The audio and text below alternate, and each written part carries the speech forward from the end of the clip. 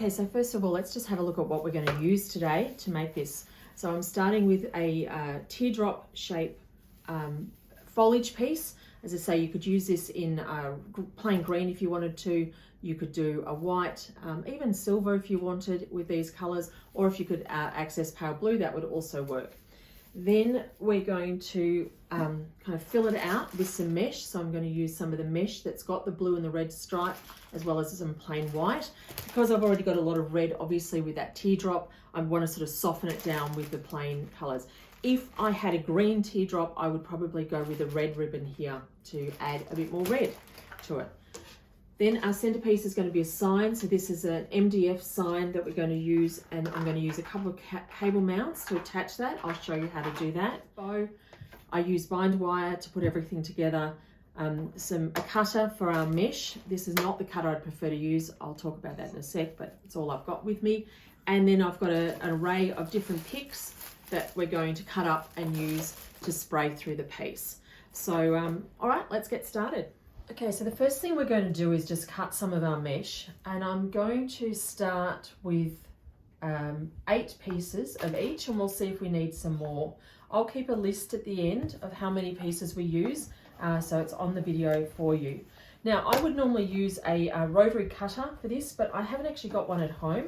So instead I'm going to use this paper cutter. It takes a few more turns to work it out, and I've got this measure here because I want the pieces to be about 14 inches. So this is a 12-inch measure here, or 30 centimeters, and then I've got my extra distance here, so that's going to make that 14 inches. You could go a little bit bigger if you want to, but I think that will be enough. We just want a little bit of filler in there, and so this will be enough for me to measure. And then I'm just going to cut it,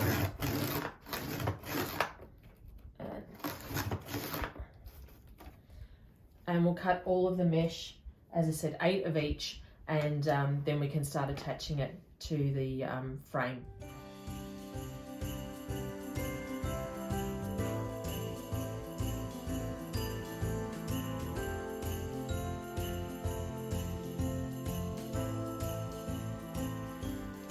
And just so you know, if you don't have any kind of cutter like this, you can use scissors to cut this. It's a little bit slower, but it's not like you've got to cut a lot. So I would just roughly, if you've got some sort of measured ruler even is fine, and it doesn't have to be exact, and just cut it to roughly the 14-inch mark, which is enough to just, as I said, get that spray of colour coming through. So what I like to do is have the whole piece pretty flat to begin with, and we might sort of fluff out the edges of it later, but we want to be able to position everything easily, so you don't need to have it raised in the middle. And when you lay it like this, you can see that your mesh, if you use just one piece, it's not quite as long. I want it to just sit outside of the width of the teardrop itself. So what I'm actually going to do is I'm going to have, excuse me, use some of this mesh in the middle only, and attach it in the middle section here, so that way you can have some coming out on either side. So I'll do it on both sides, you'll see. So what I want is I'm going to alternate my 2 meshes.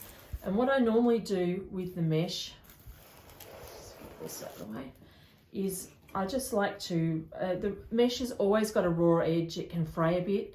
So I just tend to roll both sides for a job like this, so that the ends are underneath, so they're not as likely to fray and cause any problems. And I'm going to use the frame itself to simply attach each piece. So at the top here, I'm happy enough that can just be, it doesn't need to be double 2 pieces. So I'm just going to twist the branches on that to just get, all I'm doing at the moment is just getting that colour coming through. And then probably do the same and just use one for the next layer. So just rolling them in gently, kind of keeping them, you know, as wide as I can. I want, you know, I do want to have a little bit of coverage with this. So then get 2 branches that are close together and pinch it in the middle try and keep it tight as you work. It's always better if you can keep everything tight, and I always just double twist it over like that. Now, if I keep doing that, I'm not going to see it once I put my, let's have a look here. Once I put this on, you're going to lose and have very little of this coming. So that's why I want it to come out a bit further now. So to accommodate that, oops, I'm going to do exactly the same, roll it like this, but I'm going to sort of, rather than be in the middle, I'm going to use an end that I attach it and just see, positioning it just around the same length as the longest of the prongs there. And then I'm going to use 2 pieces, once again, twist it to get it into place. So you're not going to really see this short end, you're really just working on this longer part. And now I'll do the same. So there's a blue and white and red stripe on the other side. Now when I put my sign on there, you can see a lot more of it. Let's make sure I haven't gone too far out on that side. Actually it is a bit, so I'm just going to move that in so it's even. Just take it in a little bit. And I'm going to do the same with the next layer with the white, and do 2 pieces for the width, and then I think we'll be back to single layers after that. Let's get those ends in a bit. Looking at where it's positioned, as I said, again I'm just looking at the line here, then finding my middle foliage, 2 pieces that I can tightly twist around that. Get it out to where it needs to be. Mesh is just a great filler. It just makes it very easy to get that extra layer of colour into your piece. Actually, no, that's not quite enough for me, so I'm going to still do a double in here. And also, therefore, it's a bit shorter though than the other one.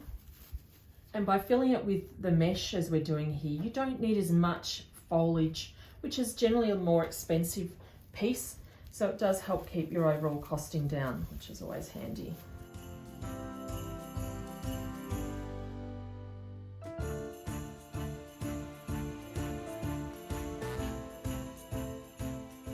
As you get down lower, then you've got the issue that, you know, it's actually wider than the piece.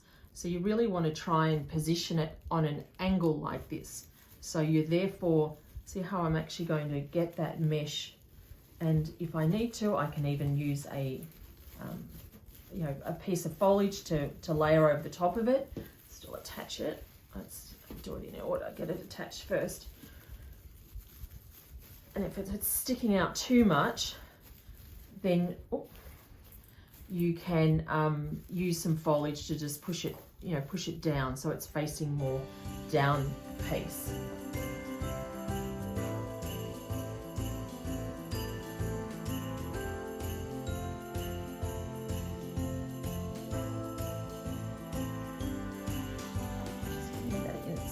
As I can, because I want to keep this one a bit smaller. And as I say, just actually using that bit of foliage to just bend that bow a little bit more that way. We'll use a little bit of spray coming out here, but I think that's enough. All right, so we've got our piece now with the base done, and we've ended up using 7 of the red, white and blue, and 5 only of the white. So now that we have our mesh in place on this version of our teardrop, what I'm going to do is I'm going to simplify. So the first one we used a big bow, we had lots of picks, and it was a very big look. This one I'm going to keep it a lot simpler. Take the bows out, so if you don't like making bows, it makes it a bit easier for you. And just have a bit more of the mesh showing with the picks and our sign. I don't know if you can hear the birds are going crazy today. So as I've already made one of these, I have started playing and cut a few of our picks up, and I'm just going to move this out of shot a little bit, give me some room. And what I want to do, actually, I'll start with here. I want to actually layer some of my foliage together, or my picks, I should say, and I'm going to make one bunch of them that I can then attach into my frame here, and then I'm going to do one that's down lower as well. And then my sign is going to go over as sort of the middle join piece. So I just need to work out how much I want to have at the top here. And if we just layer the sign to give you an idea. So that's going to sort of sit there. And we want to work out how much of a spray we want to have at the top. So this gives you a chance to see sort of different levels of kind of complexity in making up a piece. So I'm going to work a little bit more of the ball spray. That's not quite enough.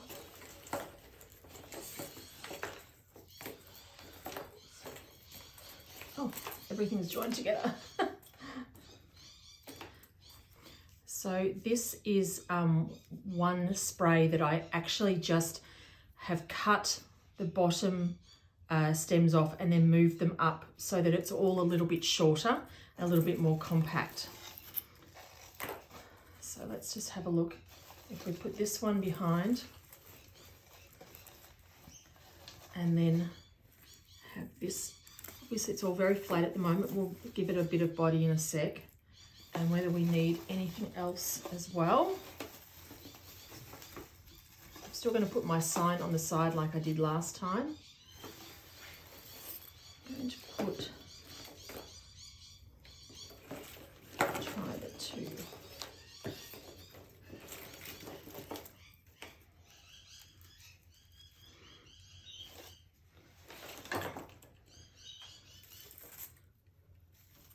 Get that one there. Side, and then the peppermints in the middle. So I think that's enough for the top for what we're doing here. So therefore I'm going to simply attach these all with bind wire, and that way I can move them in and attach them into my frame all in one piece, which will just make it a lot easier to create. Again, this is a way of avoiding having to glue things in because you're really only tying one piece onto your spray, so that makes it really easy. And then if you want to change the look next season, you can do that quite easily. Just remember when you're tying these on, you do want to be as tight as you can and then wrap around.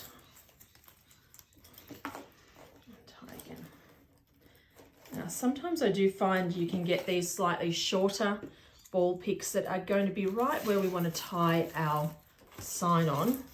And I don't think I'm going to be able to get that one out of the way. So I'm actually going to just cut that one off. You could simply use a couple of pieces of your foliage, or you could cable tie it in. Let's see how we go with the foliage here. Okay, looks like it'll hold fine. And we'll position all of that in a moment when we've, let's just make sure you can see it. Okay, so again, just to work out what's going to be where, this sign's going to be here. And so that means we need a bit of a spray out the bottom. So I still love this snowy piece that we used. We used two of them in our last version. I'm thinking we can have sort of a piece of that here. Look at what I'm doing. So this one is, just having a look at the length here of my stem. Let's straighten it up. So that's probably the right length that I'm kind of wanting to go to there. And that means I need to layer some other pieces on top of that. And then I can work out how I'm going to attach it in. And that's there. Oh, it keeps attaching. I was kind of thinking I wanted one of the peppermints down the bottom, but I'm not even sure that I need it, so I'm going to leave that out for now.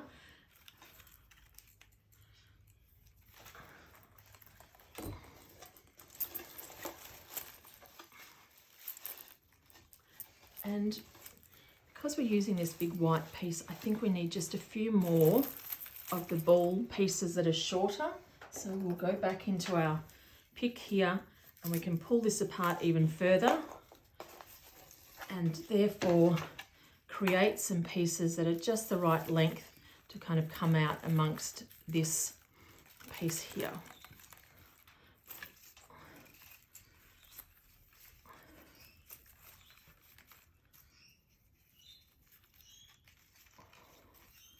Okay, so we've got all of our stems down here that we need to attach. Now I've been cable tying it. The other option, sorry, I've been bind wiring. The other option is you can do a cable tie. So let me show you how you do that. These peppermints, I think one down the bottom.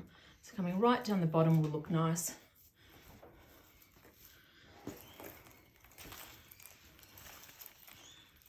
I'll do all three. I don't need that snowflake. Yeah. You don't want the bottom to be far more extravagant than the top, because that's going to look a bit weird.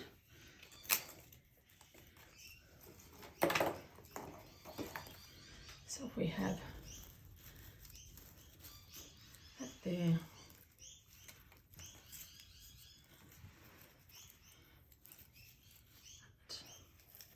Then we're going to put that,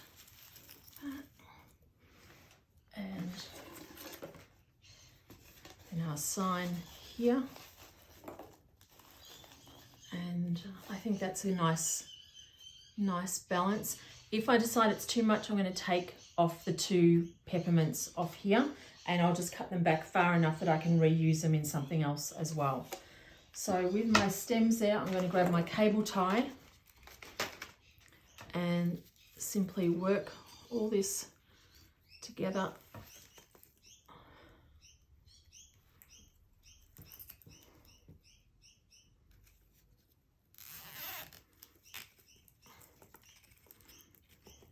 Into one.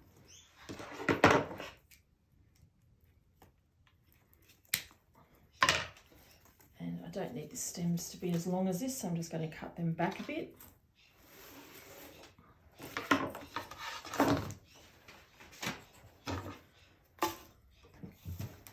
Oops.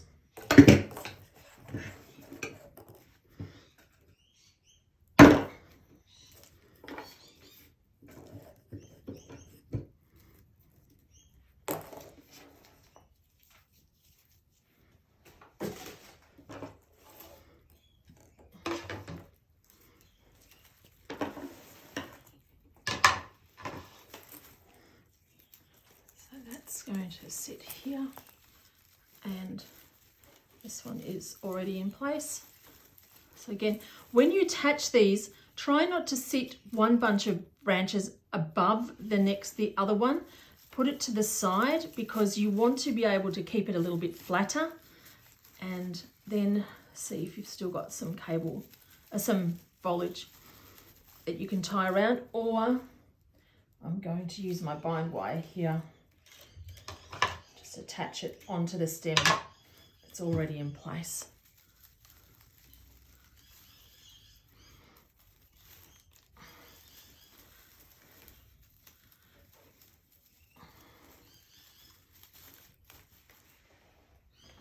Okay, now with our sign, I'm just going to make those cable ties a bit longer. I keep saying cable ties, bind wire.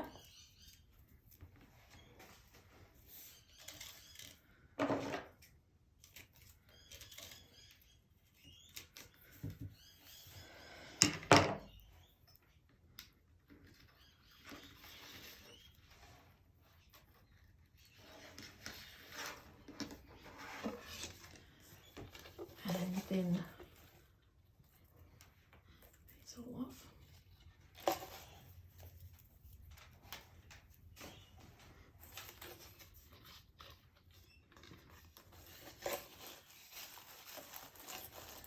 And I do like it to be on an angle, so I'm going to attach it there and run those bind wire right through to the back of the piece, so I can attach it right around the spine.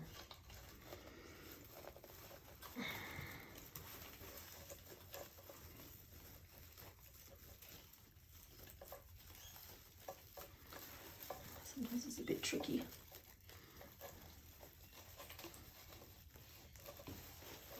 Just loosely with the first one, because you've got to get the other one in first before you tie it tight, because otherwise it's going to be really hard to make it, get your hands in there.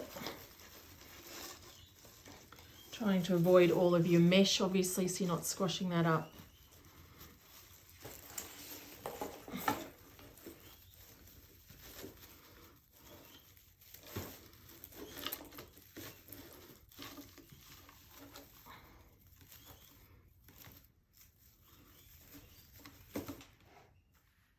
So there it is, our second option on the teardrop. This has got no bow on it, a little bit less in the foliage. So you've got the deluxe version that's sort of got everything on it, or something that's a little bit easier for you to make yourself. Still using our tinsel teardrop back, sign as a focal point, and some beautiful picks to go with that, with the mesh filler. It's Nicole from mychristmas.com.au. If you've enjoyed this, please subscribe to our channel. If you're after the kit for this, we do have it on our website, and you can buy, even if you're overseas. We're in Australia, but if you're overseas, we can ship it to you. Particularly, I would suggest overseas buying without the teardrop base itself, because that's going to be a little bit more expensive to send, but the rest of it's not too expensive. And yeah, hope you've enjoyed. Thanks so much for joining me. Have a great day. See you.